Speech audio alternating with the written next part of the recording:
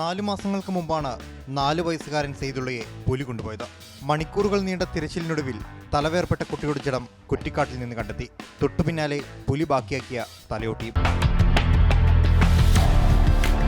വാൽപ്പാറയിലെ കുറ്റിക്കാടുകളും ചെറുവനങ്ങളും കടന്നാണ് വിദ്യാലയങ്ങളിലേക്കുള്ള യാത്ര. ഭയത്തോടെ മാത്രമാണ് ഇതെന്ന് കുട്ടികൾ പറയുന്നു. அடிக்கடி சொல்லியிருக்கோம் வட்டாட்சியர்கிட்ட. அவங்க கூண்டு மட்டும் வச்சுட்டு போறாங்க, சிறுத்தை பிடிச்ச ஒரு இது இல்லை, പിടിച്ചിട്ട് അടുത്ത കാട്ടിലെ വിട്ടിട്ട് പോയിറാங்க. 958 ചതുരശ്ര കിലോമീറ്ററുള്ള ആനമല ടൈഗർ റിസർവിന്റെ 171 ചതുരശ്ര കിലോമീറ്റർ വാൽപ്പാറയിലാണ്. 36ഓളം പുലികൾ ഈ ഭാഗത്തുണ്ടെന്നാണ് ഔദ്യോഗിക കണക്ക്.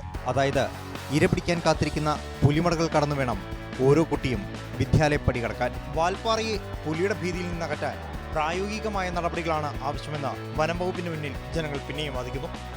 ഇനിയും നടപടികൾ ഉണ്ടായില്ലെങ്കിൽ ശക്തമായ പ്രതിഷേധത്തിന് വാൽപ്പാറ പിന്നെയും വേദിയാകും. ക്യാമറമാൻ അമൽദേവിനൊപ്പം വാൽപ്പാറയിൽ നിന്നും ലാൽകൃഷ്ണൻ, മാതൃഭൂമി ന്യൂസ്.